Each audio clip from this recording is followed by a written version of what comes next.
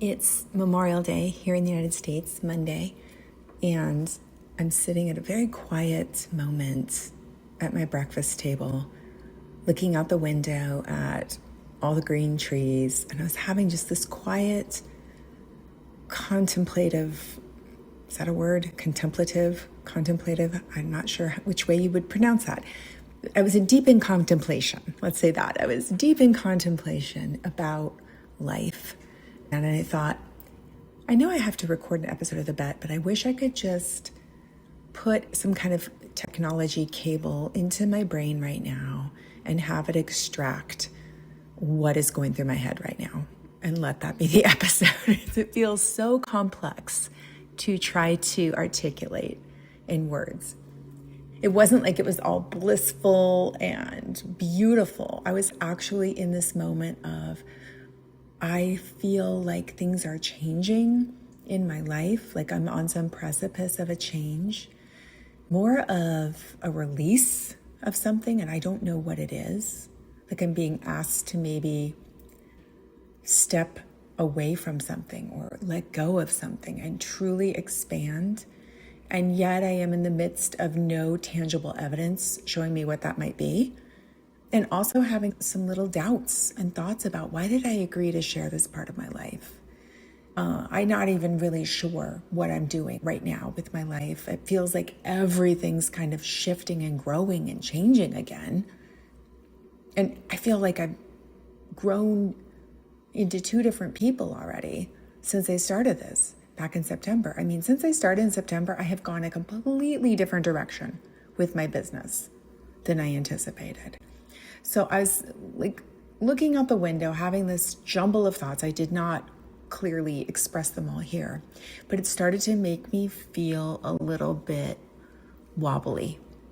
And I remember thinking in that moment, okay, if I wasn't being watched right now on a podcast, or if I didn't have to report anything, what is it that I would do in a moment like this? And I realized I've lost sight of my intention.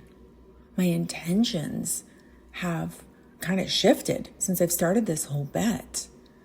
And so I just took a moment I thought I'll just make a little list of what my intentions are. And I thought it was going to be a blip, blip, blip. And it turned into this beautiful experience. So I'm going to share that in today's episode. I opened up my computer and just started journaling. So I'm not usually a journaler, but this just flowed out of me. I literally felt like I was being guided to do this.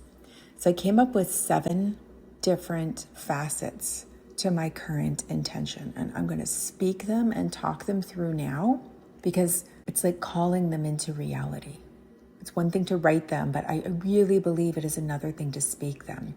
So just to circle back, the reason I did this was because I was just having a conversation with a friend yesterday about, if you know your intention, if you're super, super clear and crisp and clean on what your energetic intention is behind something, it almost doesn't matter what you say to try to communicate that or what you do following that. It's the intention that drives everything. And the more plugged in we are to our attention, the more it activates our attention. I think I have a Substack article on this. Intention and attention, when paired together, are, I believe, the magic elixir of life. There's a lot of crossover in my way of thinking between faith and neuroscience, because faith is a way of setting into motion what is it that you believe. We use our faith to determine what it is that we're going to choose to believe, whether or not we see any evidence of it. And faith drives what we are willing to pop our flag into, right? What we're going to take a stand on, what hill we claim. That is our faith. And our attention is the way that we point our biology, our brain, which filters our reality and everything that we can perceive, and opens up new ways of perception based on that attention. Oh, I feel like I just gave a little mini TED Talk there. But anyway, there's so much overlap, I think, between faith and neuroscience. And it's something I'm continually fascinated at, how the two are the most amazing partners in life.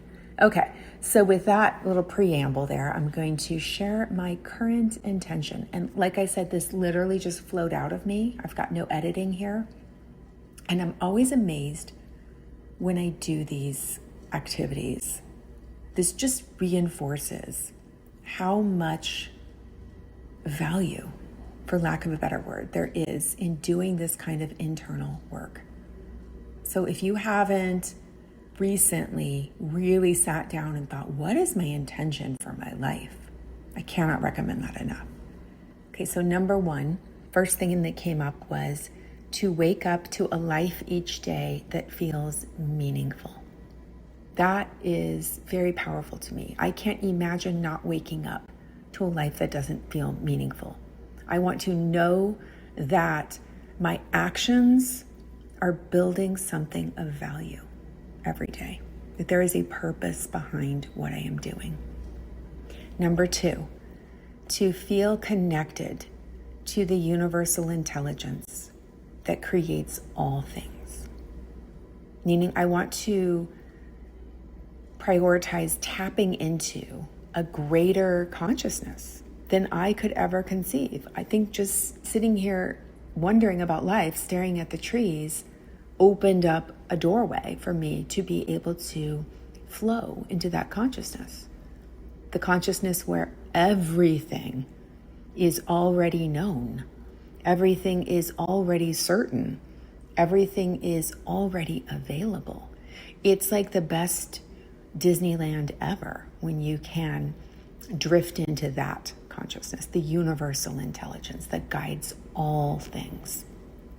Number three, my intention is to master the thoughts that pull me away from my power. And that means to me that I hold this kind of graceful, compassionate vigilance over the questions and the doubts and the roamings of my inner mind.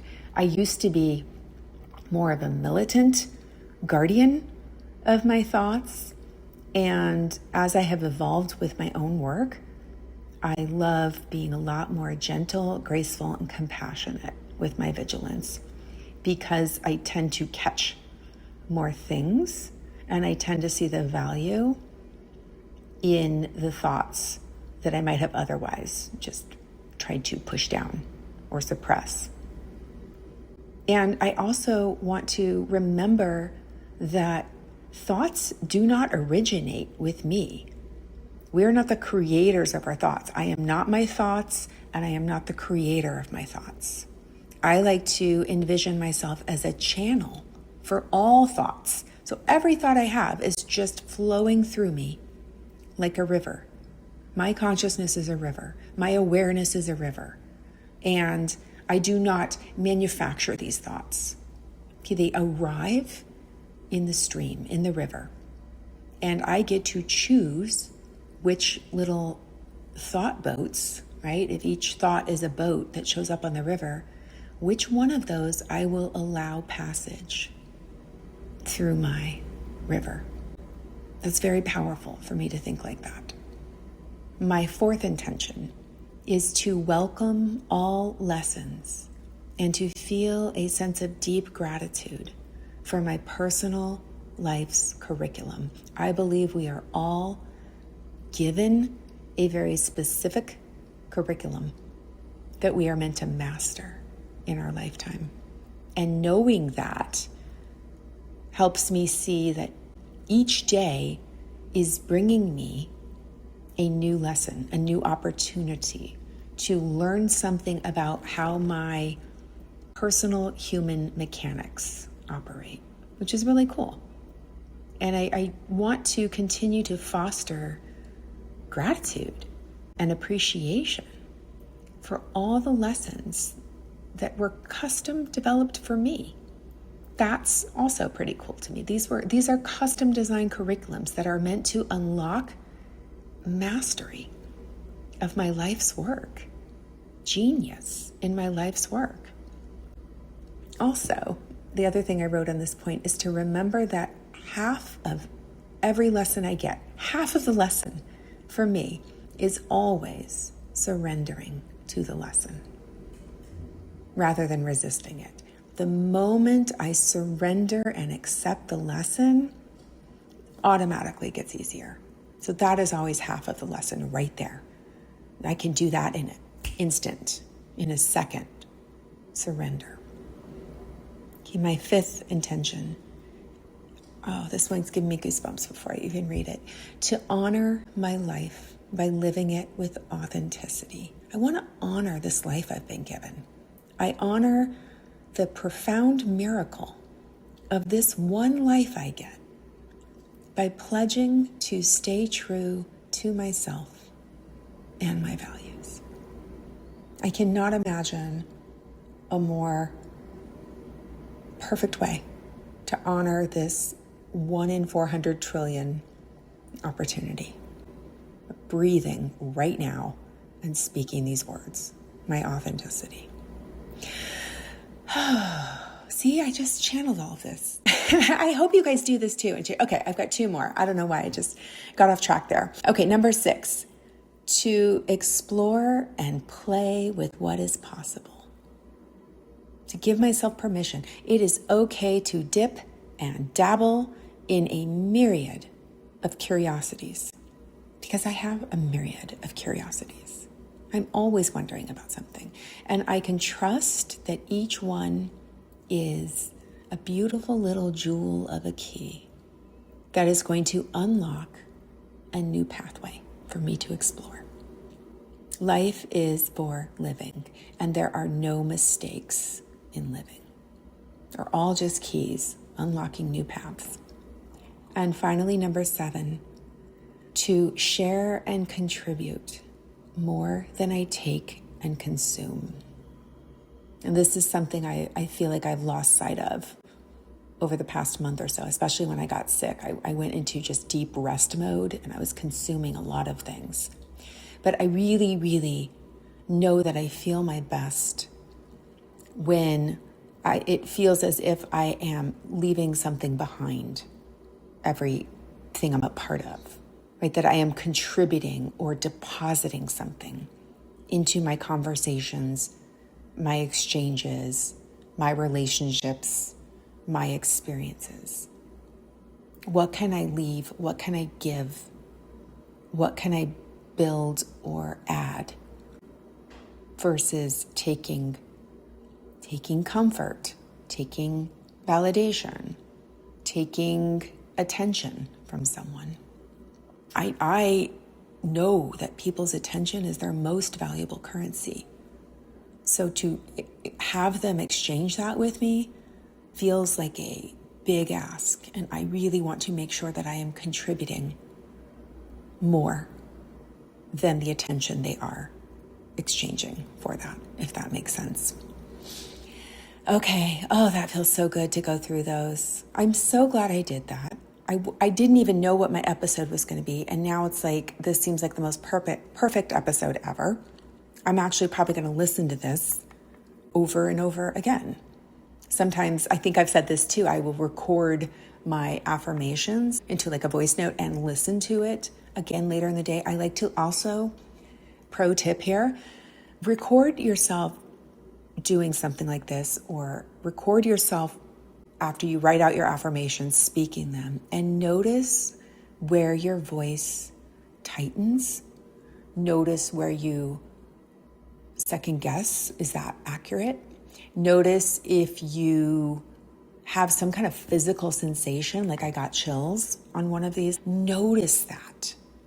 Speaking these things aloud really opens up a new level of perception and awareness in your body that you can tune into. I think it's a really powerful thing. And you can kind of catch where maybe you're still operating from a system that doesn't belong to you anymore. Or maybe it doesn't feel quite part of who you are anymore. Okay, I feel like I covered a lot in this episode.